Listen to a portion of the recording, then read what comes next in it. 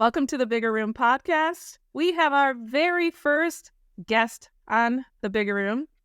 She's a stay-at-home mom who started her online business and went on to make over 6 figures in just 6 months. Welcome, Brandi Haas. We're so excited for you to be here. Hey, ladies. Thank you for having me. So, Brandi, what made you start an online business? So I've been a stay-at-home mom for 7 years, solely living off one income. My husband's, both my kids were going to be in school. And not only did I want to contribute and start bringing in my own income again, but I also just wanted to have something other than just being a full-time mom and full-time wife. So, 7 years, those 7 years that you were a stay-at-home mom was because you became a mom. What did you do before? I worked in the oil industry. I done payroll, office work, computer work, all of that. And you didn't want to go back to doing that? No.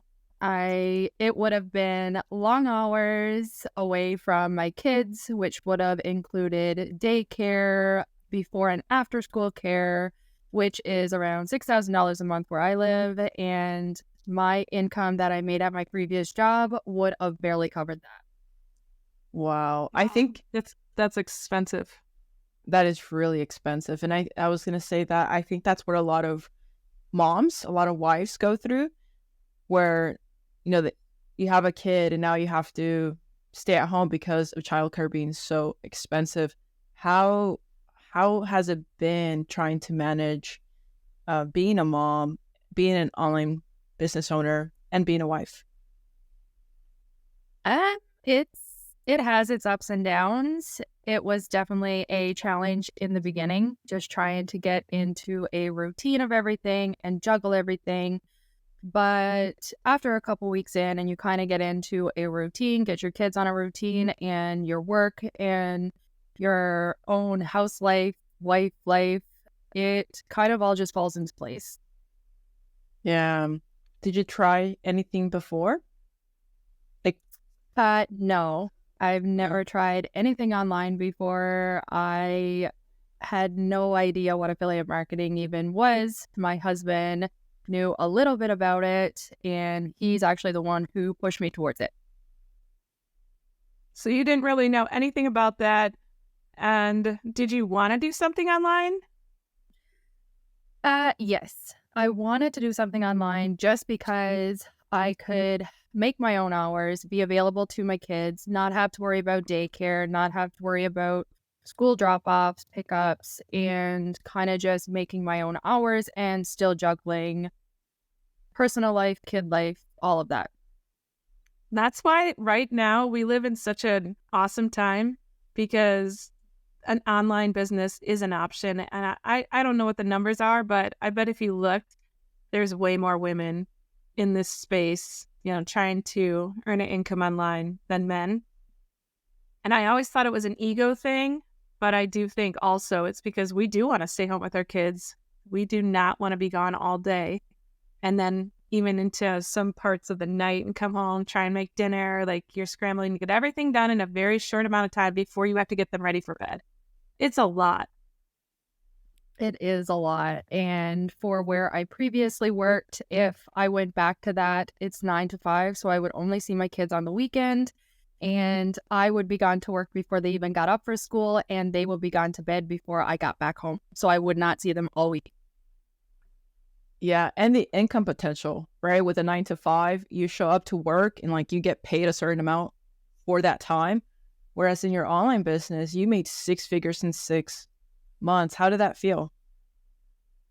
That was amazing. Just to have my own money again, I say my own money, but my own income, my own, not having to worry about what the kids wanted to do on the weekend, not having to pinch pennies or dimes because, this needs to go towards a bill.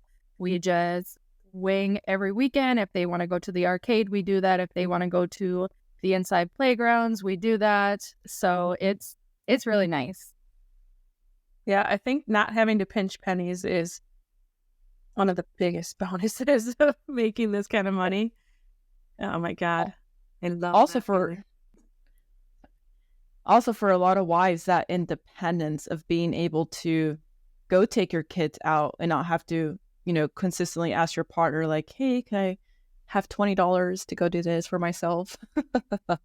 I think a lot of wives want that independence.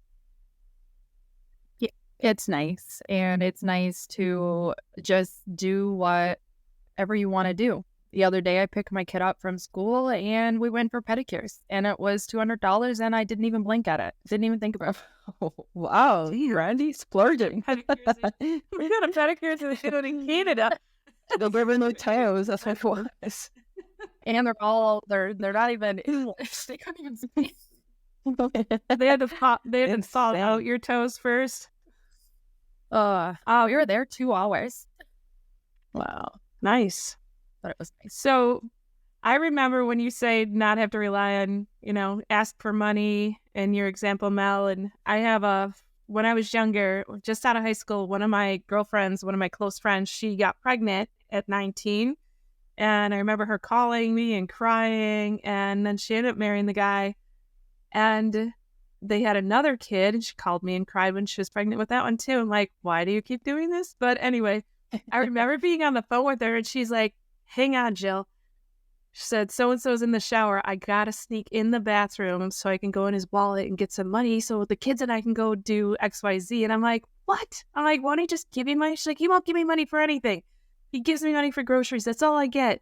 And she said, so I'm going to set you down and I'm going to sneak in there. I'm like, what if he looks out of the shower? Like, I was getting scared for her. This sounded way too scary for me. But that was her reality. And all I thought to myself was, there is no freaking way I'm ever living like that, where I have to sneak to get any kind of money just to take our kids, to do something. That actually brings up that conversation that money is a trigger for a lot of people based on how they grew up. Like, my parents are very weird with money. They definitely have a scarcity mindset, and that had an impact on me. And so when people think like 6 figures in 6 months, like, oh, I don't want to make that much. Like, that's too much money. So like the idea of money, just people handle that differently. And we're talking about the benefits of having money, the independence, the ability to go take your kid out to go get a $200 pedicure or whatever. Those are just little things, memories that you can build, whereas people get caught up on the numbers, and that's where their mindset around money comes out. Brandi, how did you grow up around money? Like, was there a lot of scarcity mindset around money? Did you guys have money? Scarcity first. Like, did you guys struggle financially, like, growing up? Because usually, like, families that struggle financially growing up, like I did, they have like this, like, I don't know, like, negative feeling toward money. For sure. I can say we weren't rich. We definitely struggled at points because my dad was a fisherman, which, as everyone knows, fishermen, farmers, they all live depending on that year, depending on the price of the quotas and all of that. So some years were good, some years were bad. But my parents, even though they struggled, and I feel like I'm probably the same with my kids, they would do without so that me and my brother could have.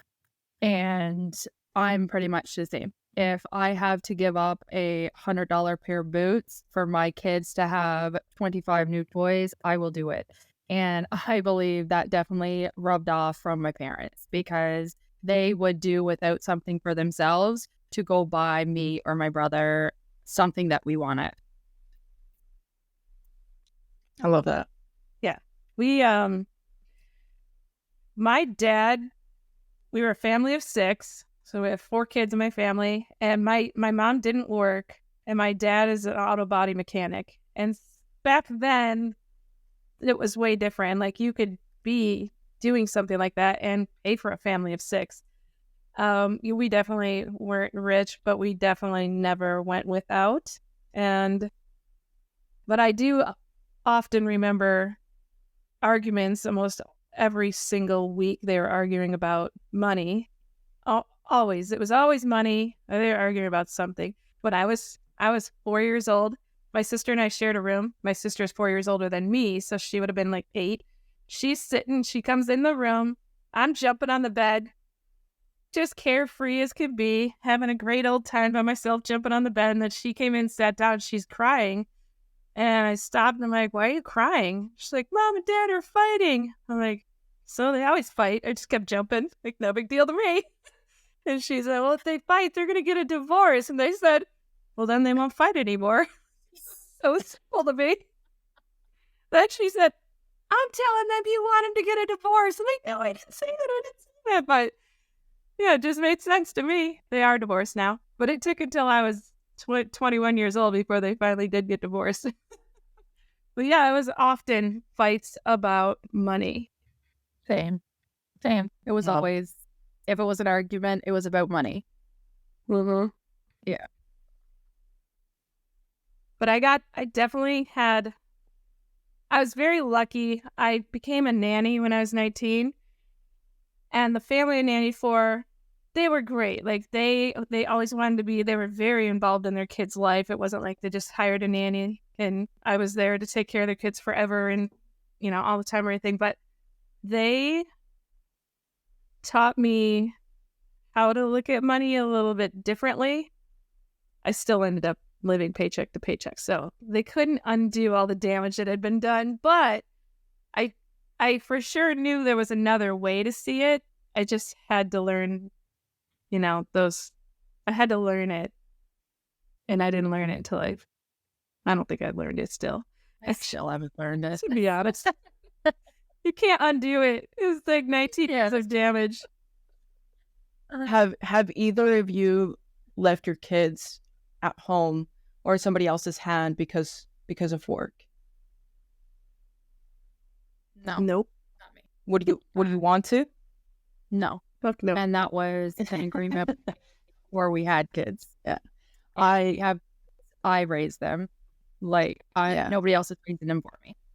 I definitely have like a lot of childhood traumas because my parents worked like my entire childhood. So we were always left with like the aunts and uncles. But my mom did not stay home as a stay-at-home mom until I was 12 years old because she was pregnant with my little brother. And until maybe like a year ago, I always thought that she was like the one that did some of the crazy abuse. And then until I had like a revelation that it was actually her sister. But because they look so alike. But like I was just thinking about that and you guys being able to stay at home with your kids. Like that's everything. Yeah, because I started working I went back to work a full-time job in 2019, like halfway in. And then in 2020, I hadn't even worked there a full year and we got sent home because of COVID. And during that time when I was working, my mom helped me and then I had a friend that would get him. But most of the time he was at his preschool until I got off of work. And that worked out really well because I did not want to hire anybody. I didn't want to hire a stranger. That scared the crap out of me. And then during COVID, they would tell us we're going to go back to work. And I already had been working from home for like a year. I'm like, you can't do that to me. I already have this schedule set. I am not going back to work. And then we'd go in for a little bit and then it would be another scare. And then we'd go home. And so finally they let us stay home for a long time. And all I kept thinking was, I need to figure out how to make enough money with my online business so I don't ever have that threat of having to go back to work and hiring anybody. And I absolutely did. Like now I know people that still work there and they have to go back to work twice a week now. And I am so grateful that I am not there. Yeah, it's too hard. That's awesome though. As a single mom, that's awesome. I had the benefit of being able to stay home, but definitely as a single mom, that is a big accomplishment. Heck yeah. Yeah. So, Brandi, you talked about how you would give up a $100 pair of boots to buy your kids 25 toys. Didn't you recently buy them? Was it an Xbox? Yes. Tell us. Tell us about that. Okay, so this was one of the things that no thought went behind, and one of those impulse buys that I told you about, where we just go and buy stuff because we can now. And me and my husband sat down one day and we're like, oh, they like playing games on their iPads. Let's go buy an Xbox. So we went to the store, we bought the Xbox, we bought the controllers and the headsets and all that. Little did we know we didn't even need the headsets because they only hook into like computers and all of that stuff. We didn't know they didn't hook into the game or the TV. We are not gamers at all. I spent 4 hours sitting on the floor that night. And mind you, we bought it 2 hours before bedtime. We went and bought an Xbox 2 hours before bedtime. And I sat down on the floor for 4 hours. Meanwhile, promised the kids they could play it before bed. So we were already 2 hours bedtime. By the time we actually got the Xbox turned on. Memories. It was horrible. Yeah. So now me and my son spent hours killing zombies. That's a good bonding moment. Oh, it's amazing. But we cannot get past the first level. So it's awesome. What's funny is that I also went and bought a gaming system when I started having money last year, but I bought Nintendo, and I didn't know my son and I could argue so much. He would get so mad at me during Mario. It's like, you just knocked me off the side. You did it on purpose. I'm like, why would I do that on purpose? You were right there. I was trying to get out of the way. Oh my God. The arguments are like, we're going to shut this off. We're not playing this if you're going to argue with me about every time we play. It was terrible. And he was blaming me for everything. I'm like, holy cow, kid. It's like this whole new personality came out. But it hasn't even been a full year that we've had it, and he almost never turns that thing on, like, ever. Yeah, just, my daughter don't care for it at all. She don't care. She don't care. Even down. My son makes me promise every morning before he goes to school, Mom, when I get out of school, remember to ask me if we want to go kill zombies. So we play it every day. Well, he only goes for half a day, so when he gets out, we play zombies. So that's great. So, Brandi, you recently started sort of shifting online from your personal brand to now you have a faceless brand as well. Can you talk a little bit about that? Yeah, absolutely. So I opened an account 2 months ago now, and in the first couple weeks, I reached 2.5 million. I have gained over 8,500 followers, many reels over millions of reach, without showing my face whatsoever. Nobody knows who's behind it. Just basically to prove that if you do want to work online and for some reason you can't show your face, for an example, on my coaching call on Saturday, I actually had a girl. She's a victim of abuse, and she's going through a lawsuit, but she wants to do this really badly, but she can't show her face. And it was a great time to just show her an example of my faceless account. Like, you can do this without showing your face. And even for religious purposes, I've had so many people on my coaching calls wanting to do it, but for so many reasons, religion or their current 9-to-5 or abuse or court orders or whatever. So I show them that they can do it. They don't have to show their face. I've done it. And it's 100% possible. Yeah. And people that are just scared. Like, they just cannot get over the fear of showing their face. So for our listeners, a personal brand is, it is you. You are the personal brand. And so we have personal brands. That's how we have made our money. But a faceless would be just content that doesn't contain you. Okay, yes. And for my faceless, I actually don't even create my own content. So it's much faster. You don't have to spend a whole lot of time on it. And if you are busy and you do work a 9-to-5, it's very simple. It takes 5 minutes. You basically pull some content that you like that's already made and you put your own filter on it. So for my theme page, I do black and white. And basically, I look for reels that suit me or mindset or whatever the case may be. And I just put a black and white filter on it and I upload it as my own. And you don't put your name on there or anything, like your faceless channel's name. You just change the filter and that's it. No, I don't add anything to the video. I don't take anything out of the video. If someone else has their name on it, I leave it on there. If there's no name on it, I leave it as it is. Just put the filter on there. For those of you, for those of you listening, you might be wondering, like, is that legal? Because I used to get questions like that, like, oh, people really do that? And the truth is that people are doing this all over social media. They're taking viral videos and then downloading them and then uploading them, adding a logo, a filter. It's not a new tactic, so it's not illegal. And you could totally do it, but you have a strategy, right, Brandi? Like, you're not just taking random viral videos and uploading just random stuff. You have a message, you have a brand that aligns with the offers that you have on your account, right? Yes, I do have a strategy that has helped me gain all this reach. I'm currently at 3.9 million as of this morning. I know, it's pretty awesome.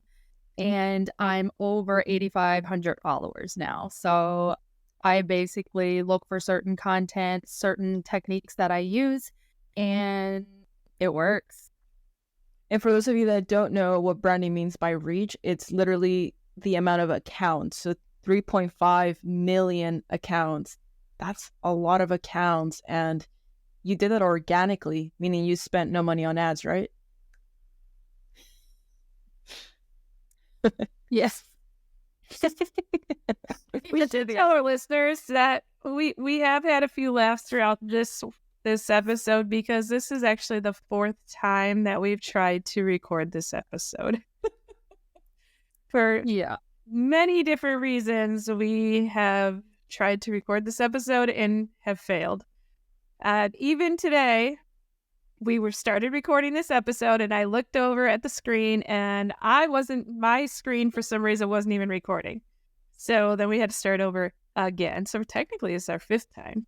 Yeah, so this is something else I tell on the coaching calls. It's definitely, I'm not going to say harder, but it's a longer process to get people to like, know, and trust you when there's nobody to like, know, and trust besides quotes or random reels. So I have started not showing my face in my stories, but showing there's someone there, but with my face covered. So I'm slowly leaking a little bit of myself in there just to make it more realistic for my followers, because I am getting upwards to 10K. And I do want them to know that it's not just a robot or a fake account. So definitely a little bit more challenging, but not impossible. Yeah. I have a theme page, which is slightly different than a faceless channel. So everyone says. And I have over 12,000 followers, and it is hard to get people to go to an offer. And mine is pretty specific, like it is a wealth and business niche, but even with me showing up in stories, the story views on those accounts are so much lower. So Brandi, can you tell us what's next for you with your online business? What's next for me? Reaching 1 million? Reaching dollars or followers? $1 million, Jill. Yeah. Millionaire status. Yeah. We're all millionaires in 2024. All of us. You did right. We are. And that is my goal. That is my dream. And so what happens for you once you reach that goal? What does that mean for you? What does that mean for me? That means I can spoil my mama because she deserves it. And honestly, nothing dramatic. Just it's a milestone I want to hit. And I don't think my lifestyle would change a whole lot because I'm not really doing it so much to become rich and buy cars and big houses and all of that. I just want to take my kids to Disneyland. I want to go on a beach. I just want to live a fun life. Will your husband keep working, or will you retire your husband? Oh, he's going to work every day. He's going. I'm not retired, I guess. We would kill each other. Yeah. I've asked my wife that. I've asked her because she's in the military, and like we're moving again at the end of the year. And personally, I just want to not do that anymore. Like I just want to stay put, which is another reason I like to hustle is like I want to have that opportunity, present her with the opportunity, like, hey, like you can get out, like you can retire, like we're good. And I know what the military can do and set her up for. So I know I have to make a ton of money for her to feel secure. But she straight up told me like, no, I'm doing my 20 years. I love what I do. So again, if she had all the money in the world, she still would stay in the military. And that sucks. That is one of the realities that I came faced with last year. I was making all this money, but my kid has to go to school still. Like I can't just pick up and go anywhere I want. Like I dream that I want to do. It's like, oh yeah, he's got to go to school, and he likes having friends, and now he's doing hockey, and we're gonna have hockey practice twice a week and games every weekend. It's like, oh my god, where's my time freedom? What I'm doing it for? I want some time freedom. I want to travel. You just want to travel, or would you move somewhere? No, we're moving. We're moving. Yeah. And yeah, we want a bigger house. I've always wanted a bigger house. We want an in-ground pool. So Brandi, what advice do you have for anybody that's kind of on the fence thinking about starting an online business? What would you tell them to do? Jump in. Don't think about it. I thought about it. My husband pushed me towards it, and I waited 3 months until I was comfortable with doing it. And I feel like I should have just jumped at it.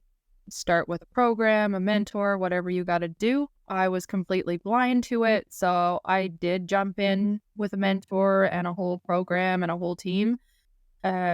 But only because I knew nothing about working online. I knew nothing about digital marketing, affiliate marketing. And I don't believe I would have accomplished 6 figures in 6 months without going with the program that I did. Yeah, it's a done-for-you program. So 90% of it is already set up, and you can just start running with that small portion that you need to do. That makes a big difference.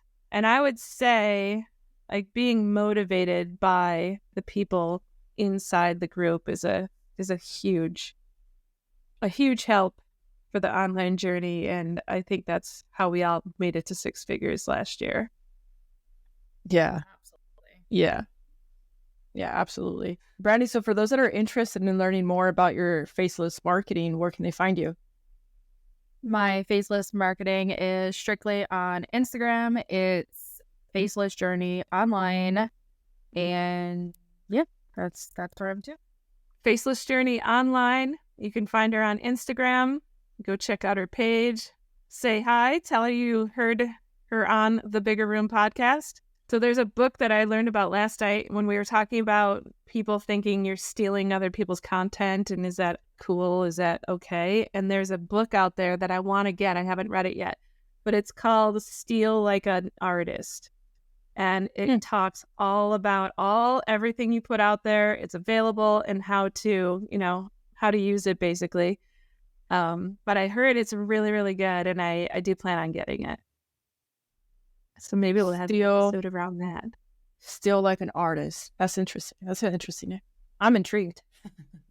Yeah. Brandi, thank you so much for joining us today. It was a pleasure talking to you and learning about your journey and then your faceless channel. It was super interesting. And we will see you guys in the next episode.